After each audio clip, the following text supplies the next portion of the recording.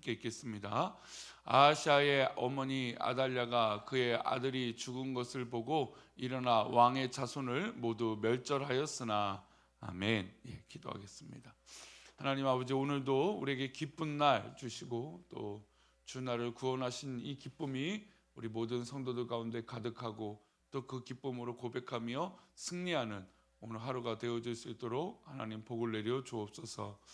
우리 귀한 성도들이 새벽을 깨고 기도하는 모든 제목들 하나하나가 하나님의 크신 은혜와 기도 제목과 응답이 되게 하여 주시고 영광이 되게 하여 주옵소서.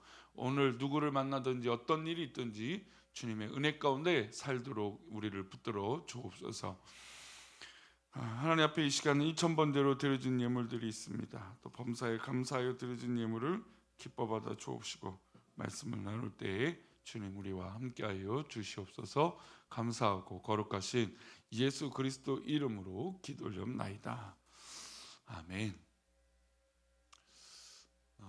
변명은 아니고 숫자가 흐릿하게 제가 보여갖고 이게 어른들이 눈실이다, 그걸 제가 지금 느낀 것 같아요. 분명히 찬송가를 제가 늘 우리 부목사님한테 미리 보내고 악보를 정해놓고 남녀희 권사님도 알고 계시는데 갑자기 남녀희 권사님이 파닥파닥파닥 무슨 소린가 했더니 화면하고 제가 찾아온 거는 다른 거 보니까 제가 숫자를 잘못 읽어갖고 착오를 일으켰습니다. 죄송합니다. 그 신화에 보면 그리스 신화, 이 신화라는 게 우리에게 일종의 이제 교훈을 주는 의미로만 있지 신화가 맞는 건 아니지만 우리가 예전에 많이 듣던 이야기들 중에 판도라의 상자 이야기를 합니다. 판도라의 상자 이런 얘기하죠. 판도라의 상자가 열렸다. 근데 사실 이제 판도라의 상자의 의미는 꼭 이상한 얘기는 아닙니다. 이 판도라라고 하는 여인이 신께서 이 상자를 열면 안 된다 했습니다. 근데 인간의 호기심이 여기서 늘 문제죠. 인간의 호기심이 이 상자를 자꾸 열어보고 싶었던 거예요. 이 판도라는 여인이 열지 말라는 얘기를 들었지만 이 상자를 탁 열었습니다. 열었더니 온갖 더럽고 나쁘고 죄악들이 그 상자에서 막 튀어나오는 거예요. 근데 그 여인이 이거 어떡하냐고 이제 겁이 났을 거 아니에요. 그래서 겁이 나서 이 상자를 탁 덮으려고 했어요. 덮어졌을까요? 덮어지지 않았죠. 끊임없이 인간의 어떤 그런 이 모습으로 결국 이 죄악들이 다 튀어나왔습니다. 근데 이 마지막 남았던 이 상자에 사실은 이 의미가 있어요. 이 판도라 상자의 마지막 나온 게 뭐냐면 희망이라고 하는 것이었어요. 이상한 것, 죄악들, 나쁜 것들이 다 튀어나왔지만 마지막 희망이라는 것이 나타났다는 거죠. 그러니까 사실 이제 판도라의 상자가 열렸다는 것의 진짜 의미는 여러 다양한 죄악들, 나쁜 것, 세상에 어떤 모든 것들이 이상하고 나쁘게 흘러가는 것들이 있지만 결국에 희망이 있다라는 것을 사실 이제 이야기하는 신화인 것이죠. 우리 이 시대의 희망은 뭘까요?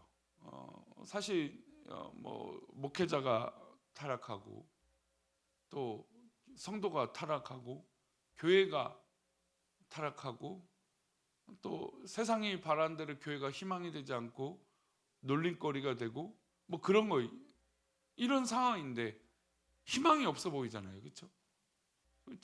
이런 죄악들이 만연하고 하나님 기뻐하시지 않는 것들이 가득한데 희망을 찾을래야 찾을 수가 없잖아요. 그럼에도 불구하고 우리 성도님들, 우리의 희망은 어디 있을까요? 바로 하나님 말씀에 있죠. 변치 않는 하나님의 말씀, 실수가 없으신 하나님의 말씀. 그리고 아무리 교회가 타락하고 또 인간이 타락해도 결국 이 말씀이 선포되는 그 예배, 또 성전, 이것이 우리의 희망 아니겠습니까? 오늘 본문은 사실 그것을 말하고 있어요. 정말 계속해서 악함이 또 그 희망조차 다 사라지는 그때에 바로 하나님의 말씀과 성전이 희망이 된다는 것이죠. 우리가 알다시피 지금 이세벨로 인한 그 오므리 가문과 이 아합이라고 하는 이 이세벨과 함께했던 이 악한 왕, 우상이 그냥 팽배했던 이 왕조, 이 왕위가 이 에후를 통해서 모두 다 정리가 됐어요. 하지만 어제 말씀 가운데 예후는 여로보암에 죄해서 결국 떠나지 못했습니다. 오늘 본문은 이제 남쪽 유다의 이야기입니다. 아합과 이세벨의 사이에서 낳은 딸 아달랴가 똑같은 방식으로, 그러니까 자기의 어머니 아버지의 그 영향을 받아서 똑같은 방법으로 남쪽 유다에 시집을 보내고, 그러니까 이세벨이 자기가 시집 온 것처럼 그렇게 이 아달랴를 남유다에 시집을 보냅니다. 그리고 아달랴를 통해서 이 남유다에 나쁜 영향력들을 끼치게 되죠. 근데 드디어 이 아달랴에게 때가 됐어요. 왜냐하면 어제 말씀처럼 예후를 통해서 북이스라엘과 남유다에 있는 왕자들이 다 죽게 되잖아요. 그러니까 우상을 섬기고 죄악의 상징이었던 이 아들들이 다 죽게 됩니다. 그러면 이제 아들들이 죽으면 누가 왕권을 대신할까요? 수렴청정을 하게 되죠. 여왕, 어머니 여왕이 이제 여왕 역할을 하는 거죠. 대왕 내비가 되는 거죠. 그래서 그 역할들을 이 아달랴가 하게 됩니다. 그런데 자신이 이 권력을 유지하기 위해서 아들들, 그러니까 이 죽었지만 근데 누가 남았습니까? 아들들의 자녀들, 손자들이 남았잖아요. 그러면 이 수렴청정을 하는 입장에서 이 손자들은 눈의 가시였을까요? 희망이었을까요? 사실 희망이 되어야 되지 않겠습니까? 근데 이 아달랴의 욕심엔 이들이 희망이 아니었어요. 권력을 빼앗아갈 그런 존재들로 여겼던 거죠. 그래서 11장 1절은 이렇게 말합니다. 함께 읽겠습니다. 아하샤의 어머니 아달랴가 그의 아들이 죽은 것을 보고 일어나 왕의 자손을 모두 멸절하였으나, 그러니까 지금 아들이 죽었잖아요. 왕이 죽었잖아요. 그의 어머니가 아달랴니까. 그러니까 아달랴가 자신의 아들이 죽은 거 보고 이제 자기가 그 왕권과 모든 이 권력의 행사를 할 수 있는 위치가 됐다는 걸 알고 누구를 다 멸절을 시킵니까? 왕의 자손들을 다 멸절을 시켜버립니다. 왕의 자손이라고 하는 것이 아달랴의 손자들 아닙니까? 자기의 피부치들입니다. 그 정도로 이 여인은 마치 자기의 어머니 누구요? 이세벨과 같이 정말 잔혹한 여인이었습니다. 피 비린내가 나는 이 살육을 멈추지 않고 성경은 멸절이라고 하는 단어로 표현했습니다. 멸절이라는 단어는 조금도 남지 않고 모두 다 진멸한 것이죠. 사람들이 볼 때 이제는 남유다도 바알의 손에 어떻게 될까요? 넘어갔다. 왜요? 아달랴는 그의 어머니 이세벨은 그 바알을 정말 말도 못하게 섬겼던, 그러니 그의 어머니의 영향을 받던 이 남유다에 있던 이 아달랴의 영향을 받은 이 남유다도 이제 북이스라엘보다 조금 낫었는데 좋았었는데 이제 그 희망조차 없는 나라가 되었다라고 생각들을 했을 겁니다. 그런데 이런 희망이 사라지고 있는 이때, 그리고 참혹한 피비린내가 나는 왕궁의 이 시대에 하나님께서는 희망을 남겨두셨어요. 남유다에 어떻게 보면 선한 왕이 되어지는 그런 한 사람을 남겨두게 되는데 바로 그것이 요아스예요. 하나님은 그 모든 것이 끝난 것처럼 보이는 그 시점에 하나님은 하나님의 희망을 남겨두시고, 그리고 그 모든 진멸하는 상황 가운데 한 아이가 살아남게 됩니다. 그 과정을 2절 3절 설명하고 있습니다. 함께 읽겠습니다. 요람 왕의 딸 아하샤의 누이 여호사밧가 아하샤의 아들 요아스를 왕자들이 죽음을 당하는 중에서 빼내어 그와 그의 유모를 침실에 숨겨 아달랴를 피하여 죽음을 당하지 아니하게 한지라. 요아스가 그와 함께 여호와의 성전에 6년을 숨어 있는 동안에 아달랴가 나라를 다스렸더라. 여호세바는 아달랴의 딸이었습니다. 죽은 왕 아하샤의 누이였던 거죠. 딸이 보니까 어머니가 하는 것이 정상이 아니었던 것이죠. 그래서 그녀는 조카 요아스를 품었습니다. 그리고 숨겼죠. 여호세바가 유모와 아이를 침실에 숨겨서 일단 목숨을 살려두게 됩니다. 그런데 이 아이를 키울 수 있을까요? 없을까요? 키울 수가 없잖아요. 어머니 아달랴의 이 눈에 띄면 이 요아스는 그냥 죽게 되는 거죠. 그래서 이 아이를 숨길 곳을 찾았는데 그곳이 어디였습니까? 성전이었어요. 이게 우연이었을까요? 하나님의 놀라운 계획 가운데 이 요아스라고 하는 희망을 남겨두고 계신다는 겁니다. 그리고 그곳이 어디였습니까? 성전이었다는 것이에요. 바알과 이 나쁜 것에 심취해 있다 보니까 선한 것엔 관심이 없어지게 되는 거죠. 선한 것이 성전인데 오히려 성전이 소외되고 있던 것이죠. 아달랴의 눈에 피할 곳이 바로 성전이 되었던 것입니다. 그래서 이 여인은 성전에 아이를 맡기게 됩니다. 살아남은 제사장 여호야다의 손에 아이를 연결해 줬고 요아스는 성전에서 6년간 자라게 됩니다. 제사장 여호야다의 손에 자랐다는 게 굉장히 중요하죠. 제사장 여호야다는 6년 동안 그 아이를 받아듣고 열심히 살았습니다. 6년이 지나고 7년이 되었습니다. 아이가 이제 제법 의젓해졌을 때 뜻을 같이 한 사람들을 모았습니다. 그리고 반란을 일으키게 되죠. 그리고 누구를 쫓을까요? 내쫓을까요? 아달랴를 내쫓게 됩니다. 아달랴를 죽이고 다시 왕권을 회복하고 누가 왕이 될까요? 요아스가 7살 때 왕이 오르게 됩니다. 어린 나이죠. 그래도 이제 분간을 하게 돼요.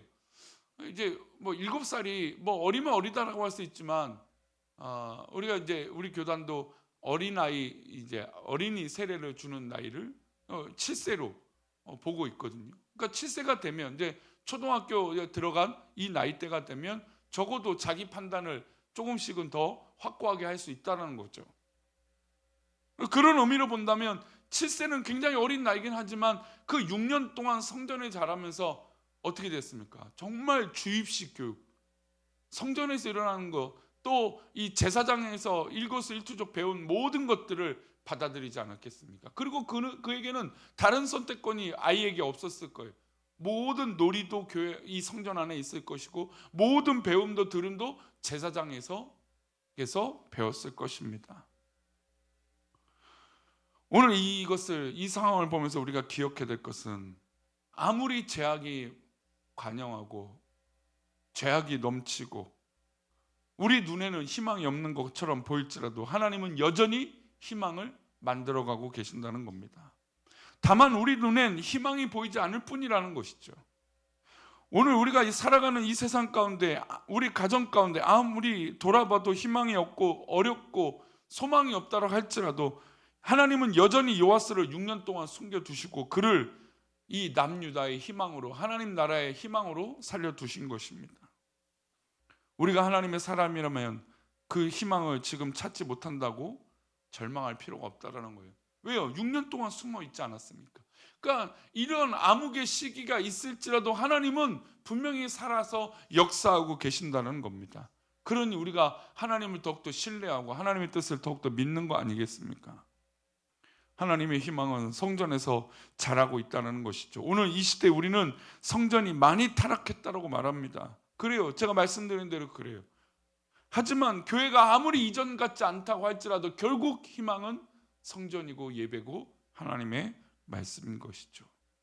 순수함이 사라지고 악함이 사라졌다고 할지라도 결국 우리의 희망은 이 성전과 하나님의 말씀이라는 것입니다.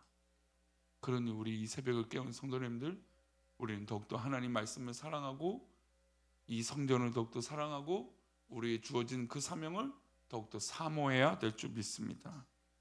우리는 교회에 우리의 마음을 두어야 되고 교회 중심, 하나님 말씀 중심, 그리고 하나님을 사랑하는 그 중심으로 살아갈 때 하나님께서 분명히 그 희망을, 숨겨졌던 그 희망을 우리에게 보여주실 것입니다.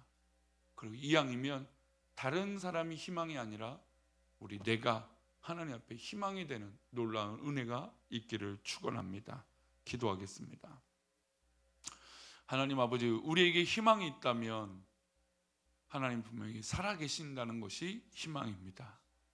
아무리 악하고 아무리 역사가 없어지고 아무리 기대할 것들이 없어진다 할지라도 하나님, 우리 모두에게 무엇보다 하나님을 사랑하는 그 은혜가 있는 것이 중요한 줄 믿사오니, 우리가 이 새벽에 기도하는 모든 기도의 제목이 결국 하나님께서 우리 길을 인도하시며 우리에게 소망을 주시며 우리에게 희망을 주실 것을 믿습니다. 결국 우리 하나님 일하시면, 또 하나님 역사하시면 모든 것이 이루어질 줄 믿사오니, 하나님, 우리 모두 다 주님의 은혜 가운데 그 희망을 가지고 살아가게 하여 주옵소서. 무엇보다 말씀과 성전과 하나님 예배를 사모하게 하여 주옵소서. 그렇게 오늘 하루도 우리를 승리케 하실 것을 믿사오며 거룩하신 예수 그리스도 이름으로 기도 올려옵나이다. 아멘.